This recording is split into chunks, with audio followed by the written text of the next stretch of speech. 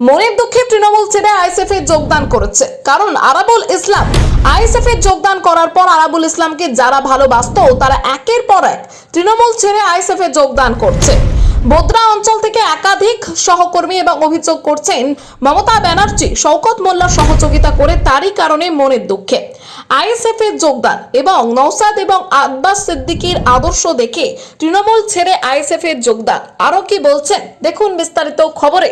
আপনাকে একেবারে টিএমসি দল থেকে বসে থাকতে দেখা গেল, হঠাৎ করে আইএসএফ এর ঝান্ডা তোলা, বিষয়টা কি কারণ? আমি দীর্ঘদিন খুব কষ্টের মধ্যেই পড়েছিলাম, আমাকে খুব কষ্ট দিয়েছে। আমার মন থেকে আমি আইএসএফকে খুব ভালোবাসি, বড় ভাইজানকে ছোট ভাইজানকে খুব ভালোবাসি, ওনাদের আদর্শ খুবই ভালো লাগে। এই কারণে থাকতে পারি না। আমি আমার ভাইপো মফিজুল ওর ঘাড়ে হাত রেখে আমি এই আইএসএফ পার্টি আমি দীর্ঘদিন ধরে জয়েন করেছি এবং আমি এইটাই করতে চাই।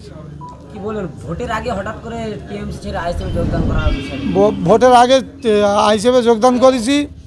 দীর্ঘদিন যখন আমার যখন 20 বছর জেলের, আমি যখন 20 বছর জেল খাটি, আমি আরাবুল বাবুকে খুব ভালোবাসতাম। আরাবুল বাবু তিনবার জেল খেটেছে। এতে আমার দিদি মমতা দি কোনো দিন ভালো করে চোখে দেখতে পেত না গো, ভালো চোখে খেয়াল দিত না গো। কোনো জায়গায় লুটপাট হলি সেদিকে সব দিক দিয়ে শওকত মোল্লার সহযোগিতা করে। খুব মনের কষ্টে আমার আরাবুল বাবু এই আইএসএফে যোগদান করেছে, বড় ভাইজান ছোট ভাইজানের সমর্থন করেছে। আমরা থাকতে পারলাম না, তার সাথে সাথে আমরা এই আইএসএফ পার্টিকে আমাদের খুব ভালো লাগে, আমি যোগদান করেছি। কি বলবেন, ভোট ঘোষণার পর থেকে ক্যানিং থেকে একাধিক মানুষ টিএমসি ছেড়ে আইএসএফে যোগদান, হঠাৎ করে এই পরিবর্তন কী কারণে?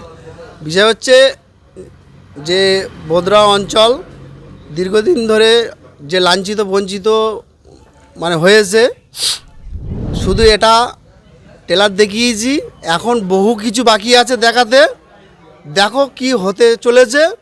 এরকম বহু কর্মী আমাদের সঙ্গে যোগাযোগ রেখেছে, এমনকি বোদরা অঞ্চলের অনেক লিডাররা পর্যন্ত আমাদের সঙ্গে যোগাযোগ রেখেছে। আগামী দিনে তারা জয়েন হতে চলেছে, এতটুকু আমি জানিয়ে রাখছি আপনাদের মাধ্যমে। দেখো কি হতে যায়। ভোটের আগে কি হবে না 26-এ ভোটের আগে না পরে? ভোটের আগে এতভাবে টিএমসির নেতারা আমাদের সঙ্গে যোগাযোগ রেখেছে, তারা এতটাই জয়েন্ট হবে। আর বাকি যে কজন থাকবে তারা জয়েন্টের হিড়িক দেখে তারা বাড়ি থাকতে পারবে না, পালাবে। কি বার্তা দেবেন ক্যানিংয়ে? তাহলে কি আইএসএফের শক্ত ঘাঁটি ফের হয়ে উঠছে?